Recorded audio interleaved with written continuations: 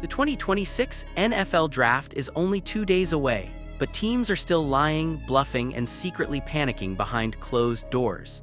Everyone thinks they know what the Jets will do at number 2, but one decision could completely flip the entire top 10 and ruin multiple teams' draft plans overnight. But what one team is quietly planning behind the scenes could change everything. The 2026 NFL Draft is just 48 hours away, but behind closed doors, teams are still playing a dangerous game of misinformation, pressure tactics, and straight-up deception.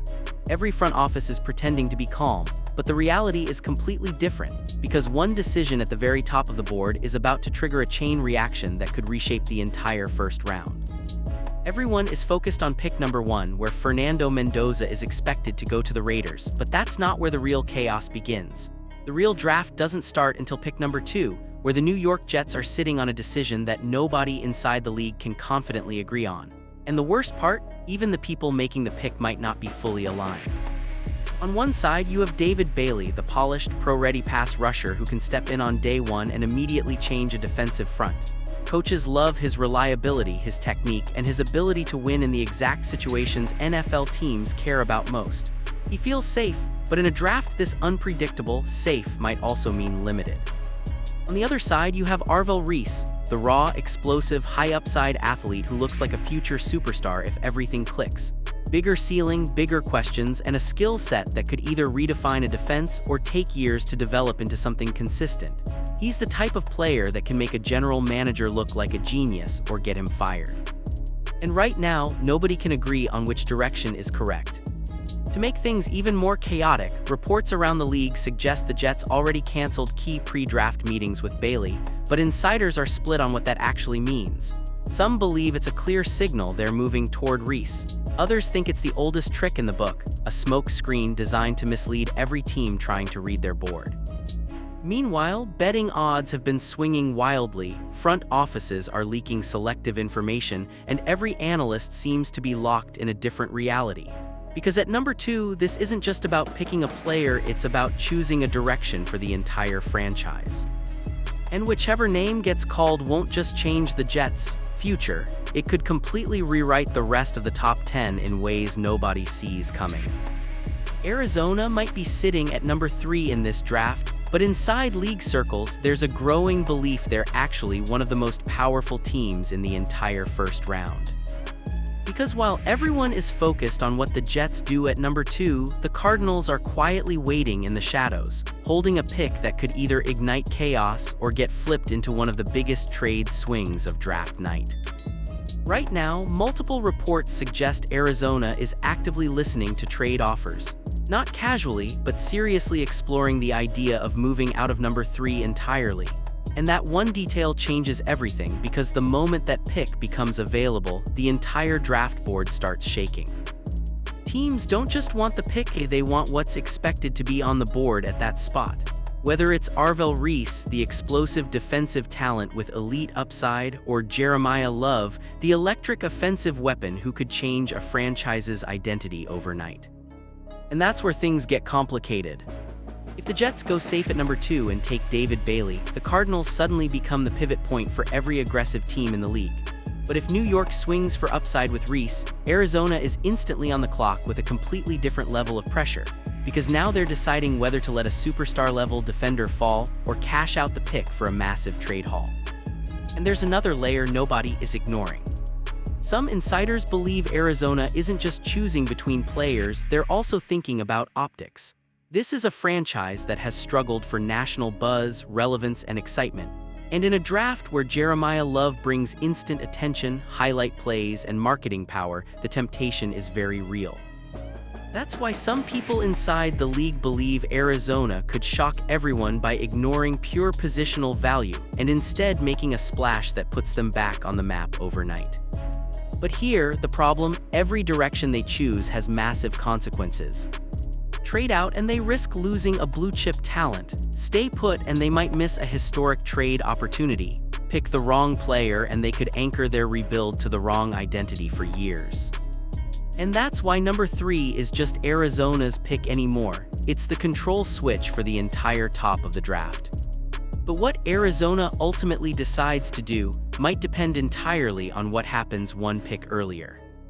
Jeremiah Love has gone from a projected mid-first round running back to one of the most polarizing names in the entire top 5 conversation. And the crazy part, nobody saw it coming this early. Because just a few weeks ago, Love was being talked about as a potential luxury pick, the kind of explosive back a team takes after they've already built the foundation. But now, with the draft just days away, his name is suddenly being linked to the Tennessee Titans at number 4 and even the Arizona Cardinals at number 3 in certain scenarios. That alone has completely changed how teams are thinking. On tape, Love is exactly what modern offenses crave. Instant acceleration, elite burst through the first level, and the ability to turn a normal play into a 60-yard highlight in a single cut. He doesn't need perfect blocking to create damage, he just needs a small window, and the defense is instantly in survival mode. That's why some scouts believe he's more than just a running back. They see him as a matchup weapon who forces defenses to adjust their entire structure. But here, where the debate gets heated. Traditional front offices still hesitate when they hear top 5 running back. The value argument is always there. The history of positional depth. The idea that you can find production later in the draft. And that's exactly why Love is creating division inside war rooms. Because while some evaluators see a luxury pick, others see a potential franchise-changing offensive engine. A player who doesn't just run the ball but defines how an offense is built around him from day one. Tennessee makes it even more interesting. Pairing Jeremiah Love with a young quarterback like Cam Ward would instantly shift their offensive identity into something faster, more aggressive, and far less predictable. It's the kind of move that could either look genius in hindsight or get questioned for years depending on how the position ages. And that's the tension right now. Every team at the top of the draft is asking the same question. Do you take the safest long-term value, or do you bet on a player who might be the most dangerous weapon in the entire class? Because if Jeremiah Love goes in the top 5, it won't just be a pick. It will be a statement about how the NFL now values explosiveness over everything else. Sonny Styles is the kind of prospect that doesn't fully make sense on paper until you actually understand what NFL teams believe he can become. Right now, he's one of the most intriguing defensive names in the entire top 10 conversation. Not because he's the most polished player in the class, but because his ceiling looks almost unfair compared to how early in his development he still is. At Ohio State, Styles wasn't just playing a position, he was learning it in real time. Early in the season, there were flashes of raw athleticism, but also moments where instincts and reads weren't fully synced yet. Then something shifted. By the end of the year, the game started slowing down for him. He was reacting faster, triggering cleaner, and playing with a confidence that wasn't there before. And that's exactly why scouts are obsessed with him. Because when you combine that growth curve with his physical profile, size, speed, range, and explosiveness, you start to see why some evaluators throw out names like Fred Warner when they try to project his future role. Not because he is Fred Warner today, but because the tools, the movement, and the developmental trajectory are similar in the way elite linebackers often emerge. The argument inside NFL buildings is simple. If he's already this impactful while still learning, what happens when the game fully slows down for him? That's where the upside conversation takes over. Some teams view him as a linebacker. Others believe he could eventually function as a hybrid defender, someone who can drop into coverage, blitz off the edge, and erase tight ends in space. That kind of versatility is exactly what modern defenses are built around. And that's why teams like Tennessee and the Giants are being linked to him inside the top 10 range. Not because he's the safest pick, but because he might be the most moldable defensive weapon in the entire class. Of course, there's risk. He's not a finished product. He doesn't have the long track record of production that more traditional prospects bring to the table. And in a draft where teams are under pressure to win immediately, betting on projection can be dangerous. But that's also what separates him from everyone else. Because if Sonny Styles hits his ceiling, the team that drafts him won't just be getting a starter. They'll be getting a defensive centerpiece who could define their entire system for the next decade. Jordan Tyson was not supposed to be this name, this late, this close to the top of the draft conversation. A few weeks ago, he was projected as a solid mid to late first-round receiver, a good value if he falls type of player. But now, with the draft just days away, that conversation has completely flipped. Some teams aren't just considering him in the top 10, they're quietly debating whether he might actually be the best wide receiver in the entire class. And it all comes down to one thing: timing. Because for most of the pre-draft process, Tyson's biggest question wasn't talent, it was health. The injuries created hesitation. They created uncertainty. And in the NFL, uncertainty is what pushes elite players down boards. But then came the workout, and everything changed. Tyson reportedly looked explosive in movement drills, sharp in and out of breaks, and far more fluid than teams expected coming off injury concerns. The speed didn't look diminished. The burst was still there. And more importantly, the confidence in how he moved looked fully restored. That's when the phone calls started getting more serious. Inside league circles, there's now a real belief that teams like the Giants are not just interested, they're actively considering him as a cornerstone offensive piece. Pairing him with a young quarterback like Jackson Dart changes the entire structure of an offense because Tyson isn't just a possession receiver. He's a vertical threat, a separator, and a player who can win at multiple levels of the field. And that's why his stock is moving so aggressively. Because once teams saw the workout, the narrative started to shift from "is he healthy enough?" to "how did we ever let him get this far?" There's also another layer here that can't be ignored: the draft board timing. At this stage, wide receivers start flying off quickly, and once the first one goes, the entire position can get pushed up earlier than expected. That creates panic picks, aggressive moves, and surprise decisions that nobody fully anticipates. And Tyson sits right in the middle of that storm. If he goes inside the top 10, it won't just be because of need. It will be because a team decided the risk was gone and the upside was too big to ignore. But if he slips past that range, that's when the entire league might look back and wonder how a player this talented ever became available in the first place. John McCoy was supposed to be one of the safest bets in this entire draft class, a lockdown corner, a future CB1, and the kind of defensive cornerstone teams build around for years.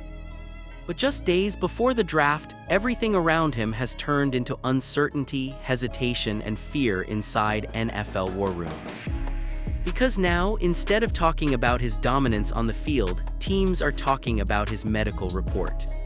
McCoy didn't play a single snap last season after suffering a serious ACL injury, and that alone already raised questions. But what's making teams nervous now is the growing belief that there could be complications, even a possible second surgery being discussed in some circles. Nothing officially confirmed, but in the NFL, even whispers like that are enough to change a draft board overnight. And that's exactly what's happening. Before the injury concerns, McCoy was viewed as a potential top-tier first-round lock. The tape from his last healthy season was elite, sticky coverage, high-level instincts, and a confidence that allowed him to shadow top receivers and take them completely out of games. He wasn't just productive, he was dominant. That's why teams are struggling with this decision. Because when McCoy is healthy, he looks like a franchise corner, the kind of player who can erase half the field and force quarterbacks to rethink entire game plans. But when the medical uncertainty enters the conversation, the risk profile changes instantly. And NFL history is full of examples like this. Players with elite tape who slide because one team doesn't want to gamble on long-term knee stability. Others who fall into round 2 and still become impact starters, but only after teams in the first round passed on the uncertainty. That's the exact debate happening right now with McCoy. Some teams are still convinced the talent is too good to ignore. They believe the workout flashes and movement drills show enough explosion to trust the recovery. Others see it differently. They see a player who might never fully return to pre-injury form, and in the first round, that risk can cost a general manager his job. And that's what makes this situation so tense. Because McCoy isn't falling due to lack of talent, he's falling because no one knows what version of him they're really drafting. And in a draft this close, that uncertainty might be the most dangerous factor of all. The quarterback debate in this draft isn't just messy, it's completely split the league into two different evaluations of reality. On one side, you have Shedeur, a quarterback with real production, real experience, and a long college resume that shows he's been in pressure situations for years. He played at Jackson State, elevated Colorado, handled constant defensive pressure, and still found ways to put up numbers and keep his team competitive even when the roster around him wasn't elite. And that's the argument his supporters keep coming back to. You already know what he is. He's been tested, criticized, and evaluated in almost every possible environment, and he still delivered enough consistent tape to make teams believe he can start in the NFL. But on the other side, you have Ty Simpson, the opposite type of prospect. Less experience, fewer starts, but a skill set that has scouts quietly intrigued. The arm talent is real. The mechanics are cleaner than most quarterbacks in this class, and there's a belief in some rooms that his ceiling might actually be higher if he lands in the right system with proper development. And that's where the draft starts to split. Because this isn't just about who is better right now, it's about what teams believe they can fix, unlock, or build over time. Sanders gives you a clearer floor, a quarterback who can operate an offense, handle structure, and step into a starting role sooner rather than later. But evaluators still debate whether his physical tools are enough to elevate him beyond a solid starter tier. Simpson, meanwhile, is all projection. Limited starts, but flashes that suggest he could develop into something more dynamic if everything clicks. The concern, there's not enough data to fully trust the trajectory. And that's the problem teams are stuck on. Some front offices want certainty, others want upside. And in a league where quarterbacks define careers, that decision becomes everything. It's even more complicated when you zoom out and see how this connects to the rest of the draft, teams debating whether to pair Mendoza with Gentry or Cam Ward with Jeremiah Love, trying to build offensive identities around young quarterbacks before they even take a snap. Because once one quarterback comes off the board, everything behind him shifts. Value, urgency, and panic all start to take over. And in a draft this unpredictable, the real question is who's better. It's which team is brave enough to make the call first.